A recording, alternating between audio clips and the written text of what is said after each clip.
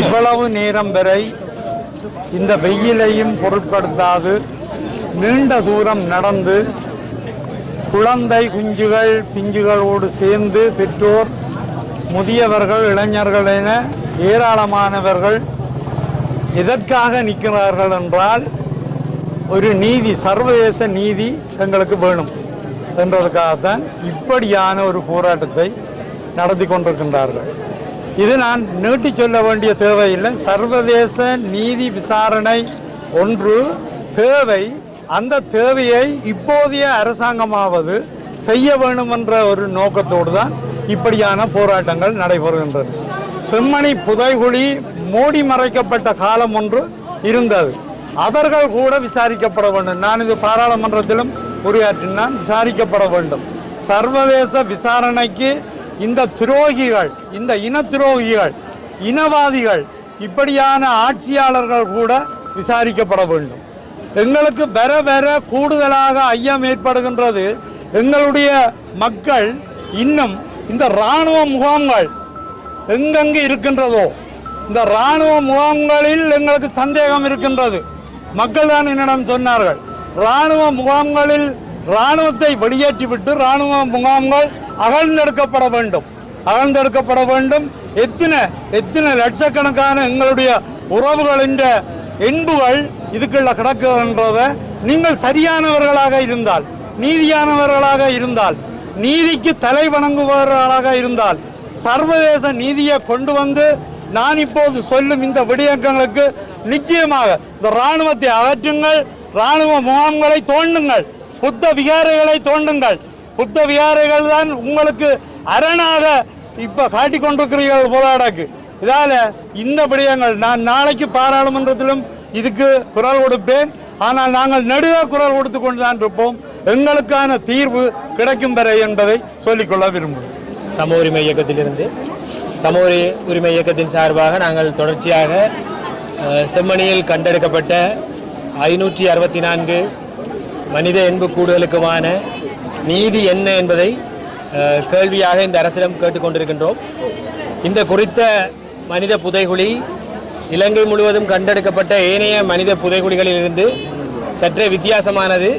அதன் ஒரு காரணம் என்னவென்றால், இலங்கையின் இராணுவத்தைச் சேர்ந்த இராணுவ வீரர் ஒருவரால் நேரடியாக அடையாளம் காட்டப்பட்ட ஒரு புதைகுழி. குறித்த இராணுவ வீரர் தெரிவித்த கருத்தின்படி 500 to 600 பேர் வரை அவர்களின் பிரிவினரால் இங்கு கொன்று புதைக்கப்பட்டிருக்கின்றார்கள் என்பது அவரது கருத்து. இன்று அது உண்மையாக இருக்கின்றது.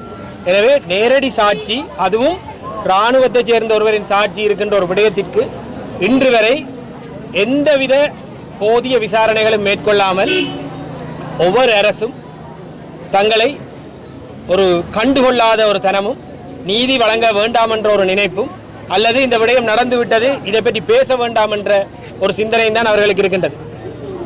இது ஒரு மனித பேரவலம். உலகத்தில் இப்படியான விடயங்கள் இதற்கு முன்னரெல்லாம் இடம்பெற்றிருக்கின்றது. ஆனால் அதிலிருந்து ஒவ்வொரு சமூகம் எப்படி முன்னோக்கி போயிருக்கின்றது என்றால், நடந்த விடயத்தை ஒத்துக்கொண்டு அதற்கான பொறுப்பை ஏற்றுக்கொண்டு பொறுப்புக்கூறல் கடமையை நிறைவேற்றி உரிய குற்றம் சாட்டப்பட்டவர்கள் மீது குற்றத்தை நிரூபித்து அவர்களுக்கு தண்டனை வாங்கி கொடுத்திருக்கின்றார்கள். ஆனால் இலங்கையை பொறுத்தவரையில் குறித்த குற்றம் சாட்டப்பட்ட தரப்பினர் இலங்கை அரசாங்கமாகவே ஒவ்வொரு தடவையும் இருப்பதனால் அரசு தங்களை காத்துக் கொள்கின்றது. இங்கு வருகின்ற ஜனாதிபதி பதவியினூடாக முப்படை தளபதியாக இருக்கின்றார். எனவே முப்படை தளபதி தனக்கு கீழ் இருக்கும் படையினரை காத்து கொண்டுதான் இருக்கின்றார். அது மிகவும் பிழையானது. சோமரத்ன ராஜபக்சவினுடைய கருத்தின்படி இந்த குற்றத்தை இழைத்தவர்கள் இன்று பல உயர் பதவிகளில் இருக்கின்றார்கள். அவர்களை அடையாளம் கண்டு அவர்களிடம் மேலதிக விசாரணைகள் நடத்தப்பட வேண்டும், நீதி பெற்றுக் கொடுக்கப்பட வேண்டும். வலிந்து காணாமலாக்கப்பட்டு அவர்களுக்காக போராடுகின்ற வீதியில் நிற்கின்ற எங்களுடைய தாய்மாருக்கு உரிய பதிலாவது வழங்கப்பட வேண்டும். அவர்களுக்குரிய நீதி நிலைநாட்டப்பட வேண்டும். அவர்களது போராட்டத்திற்கான வெற்றி அல்லது அவர்கள் போராட்டத்திற்கான கண்ணீருடனான முடிவென்பதாவது எட்டப்பட வேண்டும். எனவே அதற்கான ஒரு நோக்கம் கூட குறைந்தபட்சம் மக்கள் நம்பிக்கை வைத்த இந்த அரசிடம் கூட இல்லை.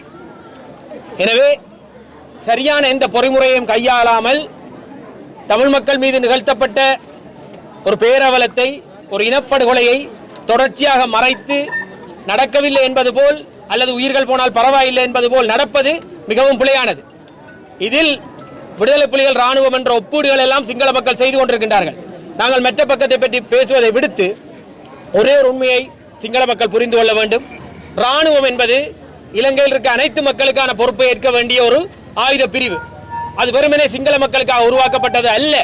ஆனால் மாறாக இலங்கை இராணுவம் தமிழ் மக்களை கொத்து கொத்தாக கொன்று குவித்திருக்கின்றது. உலகத்தில் ஒரு நாட்டு இராணுவம் தங்களது சொந்த மக்களை இவ்வளவு தூரம் கொடுமைப்படுத்தி கொண்டிருக்கின்றது என்றால் அதில் இலங்கை இராணுவம் மிக முக்கியமான. எனவே இப்படியான ஒரு விடயத்தை நிகழ்த்திவிட்டு சர்வசாதாரணமாக அவர்கள் இருந்துவிட முடியாது. இந்த வீதியில் நாங்கள் அலைகின்றதும் இந்த வெயிலுக்குள் நாங்கள் வெந்து சாவதும் ஒன்றே ஒன்றுக்குத்தான், இந்த நீதி கிடைக்க வேண்டும். எதிர்கால சந்ததியினர் மீது இப்படியான ஒரு நிகழ்வு இடம்பெறக்கூடாது. நான் கொழும்பிலே காணாமலாக்கப்பட்ட சகோதரர்களுடைய ஒரு நிகழ்வில் கலந்து கொள்ளும் பொழுது ஒரு சிங்கள சகோதரர் கூறினார், இன்று கடந்த 10-15 வருடங்களாக ஒருவர் கூட காணாமலாக்கப்படவில்லை.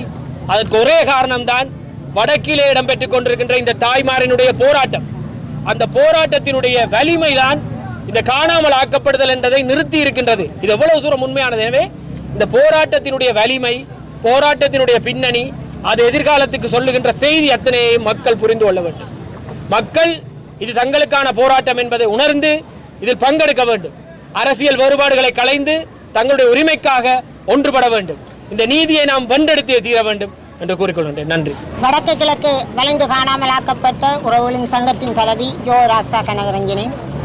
இந்த செம்மணி புதைகுழி அல்ல, எங்களுடைய இனப்படுகொலைக்கான ஒரு பெரிய ஒரு பொக்கிஷம்.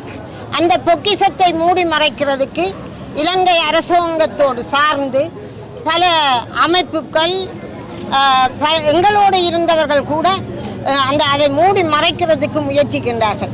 கொத்து கொத்தாக கூட்டாக அம்மாவை கட்டிப்பிடித்த குழந்தையும் தாய்மார் பிள்ளைகளை கட்டிப்பிடித்தபடியும் நிறையவே இன்றைக்கு 565, 67 என்று எண்ணிக்கையாக போய்கொண்டிருக்கிறது. அந்த இடத்திலே இருந்து அகழ்வு செய்து அதை மேற்பார்வை செய்கின்றவர்கள் கூட இதற்காக குரல் கொடுக்க வேண்டும். சர்வதேச நீதிதான் இதுக்கு உகந்தது என்பதை உறுதிப்பட அவர்கள் அங்கே தெரிவிக்க வேண்டும். சும்மா தோண்டி அள்ளி போட்டு அதை பார்வையாளராகவும் பார்வைக்கும் வைத்துவிட்டு போக முடியாது. இது இனப்படுகொலை என்பதை சர்வதேசத்துக்கு உணர்த்த வேண்டும். இன்று வரை இந்த எங்களுக்கு சுதந்திரம் கிடைத்த அந்த நாட்களில் இருந்து எங்களுடைய பிள்ளைகள், எங்களுடைய உறவுகள் இனத்துக்காக, மொழிக்காக தங்களை அர்ப்பணித்தார்கள். ஜனநாயக முறையிலே போராடி பார்த்தார்கள். அது நிறைவேறாத போது எங்களுடைய பிள்ளைகள் ஆயுதம் ஏந்தினார்கள். இந்த ஆயுதத்தை பல நாடுகள் சேர்ந்துதான் இன்று அழித்து ஒழித்து இந்த இனப்படுகொலையை எங்களுடைய ஈழத்திலே செய்திருக்கிறது. ஈழ மண்ணிலே இந்த இனப்படுகொலைக்கான அந்த உயர் அரச பதவிகளில் இருந்தவர்கள் மஹிந்த ராஜபக்ச குடும்பம் உட்பட அத்தனை பேரையும் சர்வதேச குற்றவியல் நீதிமன்றத்திலே நிறுத்தி இந்த தமிழ் மக்களுடைய, இந்த தாய்மார்களுடைய கண்ணீருக்கு பதில் சொல்ல வைக்க வேண்டும். இந்த சர்வதேசம் இனியும் பாராமுகமாக இருக்கக்கூடாது. 36வது கூட்டத்தொடரில் இருந்து இன்று வரை எங்களுடைய உண்மைக்கும் நீதிக்குமான குரல் அங்கே நாங்கள் பதிவு செய்து கொண்டிருக்கின்றோம். எங்களுடைய உறவுகள் தங்களுடைய பிள்ளைகளை, கணவன்மாரை, உறவுகளை தேடியவர்கள் இன்று 500 பேருக்கு மேல் இறந்து விட்டார்கள். அவர்களுக்கான நீதியை பெற்றுக் கொடுக்க வேண்டிய தாய்மாராகவும் நாங்கள் இருக்கின்றோம். எங்களுக்கும் பல அச்சுறுத்தல்கள், இன்னல்கள், விசாரணைகள் வருகின்றது. ஆனால் எதுக்கும் அஞ்சாமல் எங்களுடைய பிள்ளைகளுக்கு, எங்களுடைய உயிர்களுக்கும் மேலான பிள்ளைகளுக்கு என்ன நடந்தது என்பதை கேட்பதற்காகவும், இனி வருங்கால சந்ததியினருக்கு இப்படியான ஒரு துன்பம் நிகழக்கூடாது என்பதற்காகவும், ஈழத்திலே எங்களுடைய மண்ணிலே நாங்கள் சுதந்திரமாக வாழ வேண்டும் என்பதற்காகவும், நிரந்தர அரசியல் தீர்வு வேண்டும் என்பதற்காகவும் நாங்கள் இந்த கண்ணீர் சிந்தி தெருவோரங்களிலே போராட்டங்களையும் பேரணிகளையும் நடத்தி கொண்டு இருக்கின்றோம் என்பதை இந்த சர்வதேசம் புரிந்து கொள்ள வேண்டும். புலம்பெயர் தேசத்திலே வாழுகின்ற அத்தனை உறவுகளும் அந்தந்த நாடுகளிலே எங்களுக்காக குரல் கொடுக்க வேண்டும். வருகின்ற 30ஆம் தேதி சர்வதேச மகாநாடு நாங்கள் செய்ய இருக்கின்றோம், தாய்மாராக செய்ய இருக்கின்றோம்.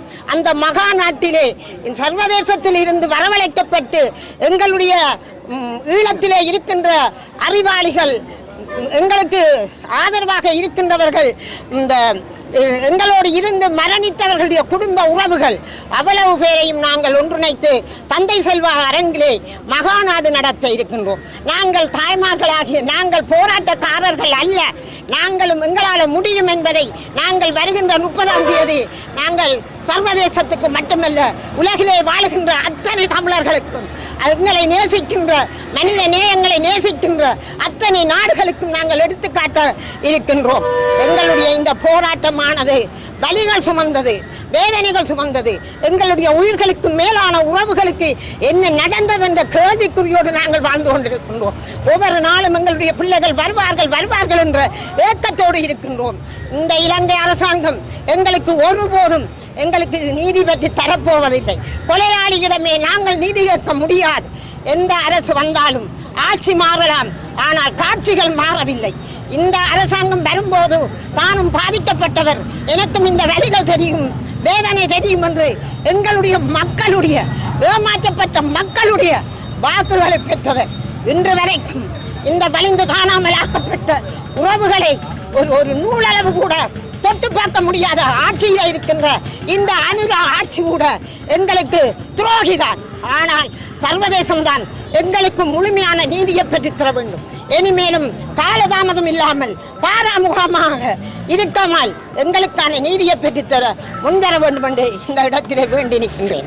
යාපන අන්තරාගමික කණ්ඩායම විශේෂම උතුරු නැගෙනහිර සහ කියනාව කිසිම දකුණ කියන කිසිම වෙනස්කමක් නැතුව විශේෂයෙන්ම අද දින අපි මෙතන රැස්ව සිටින්නේ සියලුම ප්‍රදේශවල අතුරුදාහුවන් සහ බටලඳ වෙන්න පුළුවන්, මාතල වෙන්න පුළුවන්, යාපන චෙම්මණිය වෙන්න පුළුවන්, නම් වලින් වෙනස් වෙන්න පුළුවන්. නමුත් සිදුවී තිබෙන්නේ එකම දෙයයි. ඒ සිදුවීම තිබෙනා වූ එකම දෙයට යුක්තිය සහ සාධාරණයේ ඉල්ලීම පිණිසයි මෙතන සිටින්නේ. ඒ යුක්තිය සාධාරණය සහ වත්මන් රජය ඉටු කරයි කියලා අපි බලාපොරොත්තු වෙනවා. ඒ දෙයින් අපි සිතනවා. ස්තුතියි. නයිරු විරසේකර අද දවසේදී අපි මේ යාපනයේ ජනතාවගේ විරෝධයට සම්බන්ධ වෙන්නේ විශේෂයෙන්ම සමාහිතිය ව්‍යාපාරයේ නියෝජනය කරමින් ඒ වගේම මේ රටේ තරුණ ප්‍රජාව නියෝජනය කරමින් තමයි මේ විරෝධතාවයට සම්බන්ධ වෙන්නේ. අපි මේ විරෝධතාවයට සම්බන්ධ වෙන හේතුව තමයි මේ වෙද්දී චෙම්මණිවල සමූහ මිනිවලක් හොයාගෙන 564ක් අද වෙද්දී මිනිස් ඇටසැකිලි ගොඩ අරන් තියෙනවා. මේවා නිකන් ඒවා නෙවෙයි. මෙතෙන්දි හම්බෙච්ච ඒවා සැලකුවට පස්සේ උදේ ඉස්කෝලේ බෑග් එක අරගෙන ඉස්කෝලේට ගිය පුංචි දරුවන්ගේ ඇටසැකිලි මෙතන හම්බුණා. කිරි බෝතලේ කටේ ගහගෙන හිටපු පුංචි දරුවන්ගේ ඇටසැකිලි මෙතන හම්බුණා. අම්මට දරුවට කිරි දීදී හිටපු අම්මලගේ ඇටසැකිලි මෙතන හම්බුණා. හිස නැතුව කඳ විතරක් ඉතුරු වෙච්ච මිනිස්සුන්ගේ ඇටසැකිලි මෙතන හම්බුණා. ඒ කියන්නේ හරිම පැහැදිලි කාරණයක්. මෙතන 564ක් ඇටසැකිලි ගොඩගත්තේ මෙතන නිශ්චිත අපරාධමය ස්ථානයක් බවට පත් වෙලා තියෙනවා. මෙතන නිශ්චිත අපරාධයක් මේ ලංකාව ඇතුලේ අපි ජීවත් වෙන ලංකාව ඇතුලේ එක්තරා මොහොතක එක්තරා දිනයක හෝ දින කිහිපයක සිද්ධ වෙලා තියෙනවා බොහොම පැහැදිලිව. මේක විතරක් නෙවෙයි අපි මේ වෙද්දි දන්නවා ලංකාව පුරා සමූහ මිනීවලවල් 32ක් වාර්තා වෙලා තියෙනවා 32ක්. වාර්තා නොවන තව කීයක් ඇද්ද? මෑතකදී මාතලේ ප්‍රදේශ කැණීම් වලින් 150කට වැඩි මිනිස් ඇටසැකිලි හම්බුණා. ඒ විතරක් නෙවෙයි කොළඹ අපි මේක උතුරට විතරක් සීමා වෙලා කවුරු හරි කියනවා නම් කොළඹ වරාය ආශ්‍රිතව මිනිස් ඇටසැකිලි 100කට වඩා හම්බුණා. ඒ නිසා අපි කියනවා මේ සියල්ලට යුක්තිය ඉෂ්ට වීම කියලා කියන්නේ පහුගිය කාලේ ඝාතනයට ලක් වෙච්ච අතුරුදහන් වෙච්ච බරපතල විදිහේ මර්ධනයට ලක් වෙච්ච සියලු දෙනාට යුක්තිය ඉෂ්ට කිරීමේ මාර්ගය තමයි මෙන්න මේ ඝාතන අතුරුදහන් වීම හෙළිදරව් කරන එක. අපි හිතනවා ජනතාවගේ ඡන්දෙන් ආපු ආණ්ඩුවක් තියෙද්දි ඒ ආණ්ඩුවට ප්‍රමුඛ වගකීමක් තියෙනවා. උතුරට ඇවිල්ලා පොරොන්දුවක් දුන්නා. උතුරේ ප්‍රශ්නේ විසඳනවා, අතුරුදහන් වූවන්ගේ ප්‍රශ්නේ විසඳනවා, දේශපාලන සිරකරුවන්ගේ ප්‍රශ්නේ විසඳනවා, ඉඩම් ප්‍රශ්නේ විසඳනවා කියලා. එහෙනම් ආණ්ඩුවට ප්‍රමුඛ වගකීමක් තියෙනවා මේ වෙනුවෙන් Tamanගේ දේශපාලන තීන්දුවක් තීරණයක් ගන්න සියලු දෙනාගේ සමාහිතිය වෙනුවෙන් ඒ දේශපාලන තීරණය ගැනීම වෙනුවෙන් චෙම්මණියටත් මාතලේත් කොළඹ වරාය හමුන ඇතුළු රට පුරා තිබුණු ඒ සමූහ මිනිවලවල් ඇතුළු අතුරුදහන් වීම ඉඩම් ප්‍රශ්නයට යුක්තිය ඉෂ්ට කරන තුරු අපි මේ සටන් කරන ජනතාවත් එක්ක එකට හිට ගන්නවා කියන පණිවිඩය අද දවසේදී ලබා දෙනවා.